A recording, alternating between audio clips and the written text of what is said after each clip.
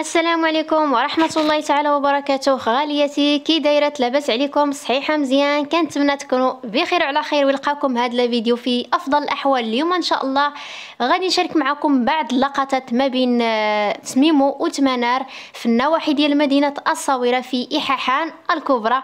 تحياتي للبنات ديال احاحان الكبرى، تحياتي للبنات كاملين اللي كيتابعوني، تنبغيكم لوجه الله تعالى والله شاهد على كلامي. اخواتي انا كنعتبركم عائلتي، فكنشارك معكم اي مقطع زوين شفتوا او لا بان لي فكنصورو كنشاركو معكم. ان شاء الله مني نرجع عاوتاني البديه غنشارك معكم مقاطع اخرين ان شاء الله من البديه. البنات اللي كيحبوهم هاد المقاطع اللي كيبغيو هاد المقاطع ديال البديه كنعتذر منكم. ان شاء الله منين غنمشي مره اخرى للبديه غنشارك معكم ان شاء الله فيديوهات اخرين زوينين.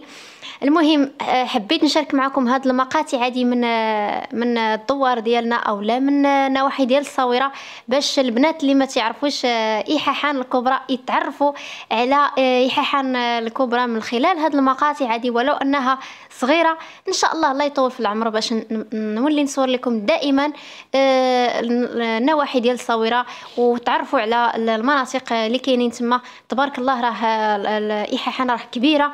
بالنسبه للبنات اللي كيسولوني على احاحان واش قريه صغيره ولا لا، البنات راه احاحان بحال قلتي مدينه اكادير كامله من انزكان حتى لتكوين حتى لايت ملول، بحال قلتي اكادير بالقرى ديالها وبالنواحي ديالها كامله. هذه هي احاحان الكبرى من مدينه الصويره. سير تل تقريبا اي تمر هي راها كتسمى احاحان الكبرى.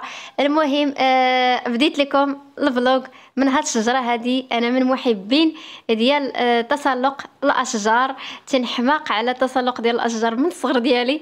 استمتعوا معايا بهاد اللقطات الصغير، ولو انه لقطات صغارين وخفافين ظريفين، ولكن حبيت انني نشاركهم معكم. اتمنى ان هذا الفيديو يعجبكم، اتمنى نلقاكم في افضل الاحوال. ما تنسوناش من لي لايك والتعليق زوين. السلام عليكم.